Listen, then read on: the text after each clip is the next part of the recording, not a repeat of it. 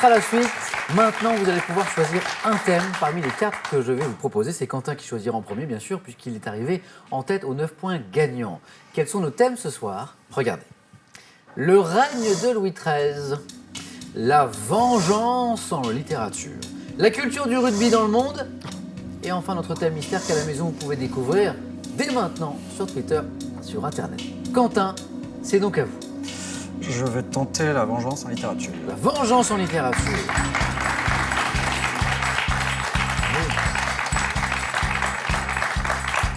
Et je rappelle bien sûr que la littérature, c'est l'un de vos domaines de prédilection, sinon le domaine.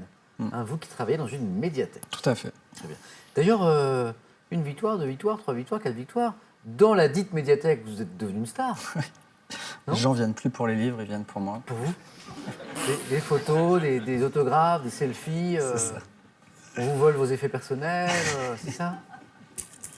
Quentin, la vengeance en littérature. Oui. On y va? On y va. Top, dans quel roman d'Alexandre Dumas père Edmond Dantès consacre-t-il Le Comte de sa Monte vie? Cristo. Dans quelle nouvelle de Prosper Mérimée située en Corse, la sœur d'Orso della Rebbia pousse-t-elle son frère à prendre les armes pour venger leur père?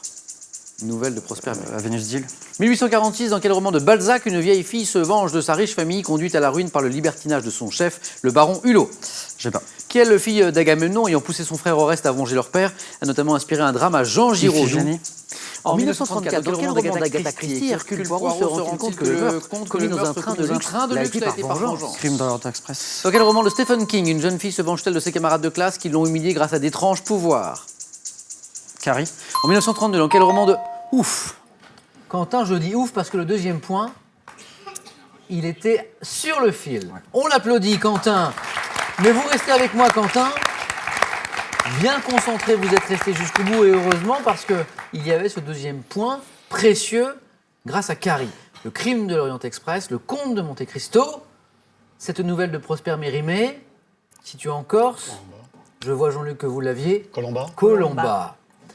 Ce roman de Balzac où une vieille fille se venge de sa riche famille conduite à la ruine par le libertinage de son chef, le baron Hulot. Eugénie Grandet? Non. La cousine bête? La cousine la bête. cousine bête. Tout à fait. Et cette fille d'Agamemnon qui a poussé son frère Oreste à venger leur père et qui a notamment inspiré un drame à Jean Giraudoux en 1937, Antigone. Électre. Ah, Électre. 2 points dit Iphigénie. pour notre champion Quentin. Merci Quentin.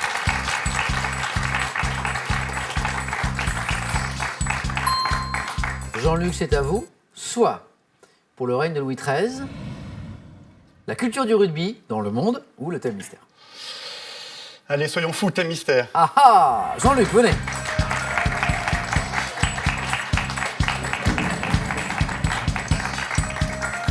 Est-ce que vous aimez les insectes? Les insectes, Vous vous intéressez aux insectes? moyennement. Moyennement. La couleur verte chez les insectes. D'accord.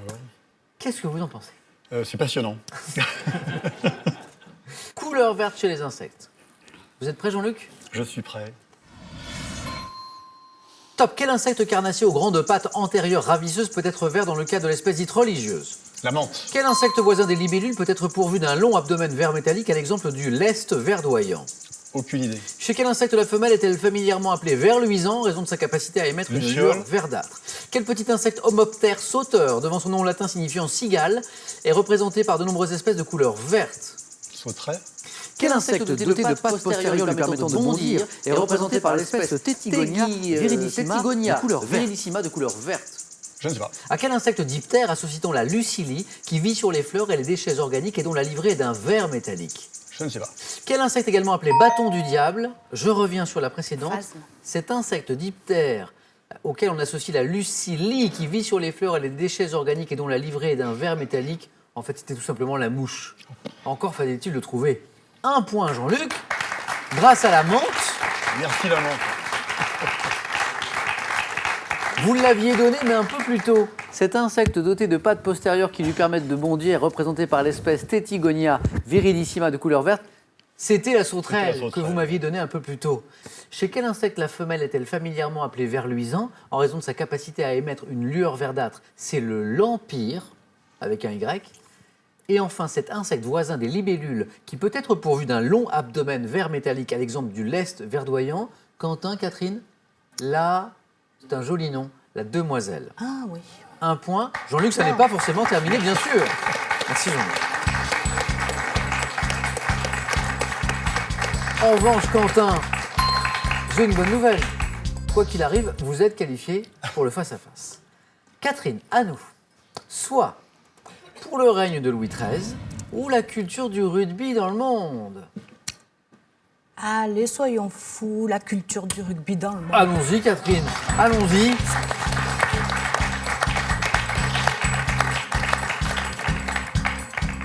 Avez-vous joué au rugby? Non, mais j'adore le Stade Toulousain. Ah, donc il y a quand Je même suis une fan. culture Légère. du rugby. La culture du rugby dans le monde. Allez. On y va? Au moins un point pour rester dans la course. Top. Par quelle locution désigne-t-on les réjouissances traditionnelles qui suivent les deux mi-temps d'un match de rugby? La troisième mi-temps. Quelle équipe nationale se compose de joueurs surnommés les Springboks, réputés pour leur engagement dans le combat? Springboks, c'est l'Afrique du Sud. Quel département aquitain abrite depuis les années 60 la chapelle Notre-Dame du rugby, sorte de petits lourds des rugbymen? Département aquitain. Les Landes. De quelle ancienne république soviétique les joueurs de l'équipe nationale sont-ils surnommés les Lelos, du nom d'un sport caucasien proche du rugby? Ancienne république soviétique. Je sais pas. Je passe. Au rugby, quelle danse tribale les rugbymen néo-zélandais? Le haka. Dans quel pays d'Asie où le rugby est très lié aux entreprises, les joueurs de l'équipe nationale arborent-ils une fleur de cerisier? Le Japon. Oh oui, bien joué. Le rugby, 3 points, Catherine. Merci. Restez avec moi, Catherine. Je reste. Hey, votre culture du rugby, elle est là, elle est bien là. Une seule que vous n'avez pas trouvée. Oui. De quelle ancienne république soviétique les joueurs de l'équipe nationale sont-ils surnommés les Leos, du nom d'un sport caucasien proche du rugby? Cette république, ancienne république soviétique, c'était la Géorgie. Un magnifique 3 points pour Catherine qu'on peut applaudir. Merci. Bravo Catherine.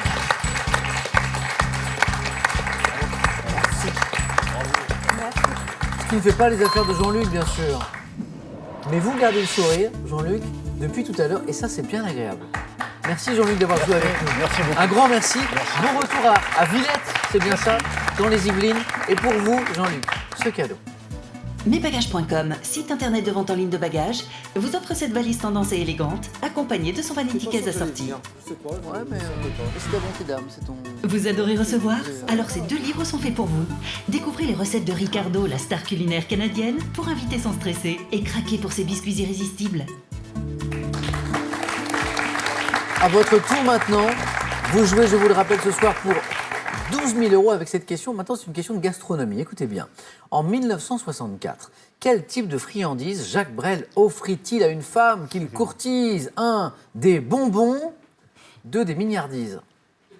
Bonne réponse. 3243 pour le téléphone, par SMS 1 ou 2 ou 7 10 20, tirage au sort parmi toutes les bonnes réponses. Et maintenant, attention. Vous ne voulez pas manquer ce qui va arriver, car Quentin, notre champion, joue ce soir pour une 5e victoire et donc pour la cagnotte de 15 100 €. Mais sur son chemin, il y a Catherine qui joue pour devenir championne pour la première fois ce soir. Le face-à-face, dans un instant, sur France 3. Merci Jean-Luc.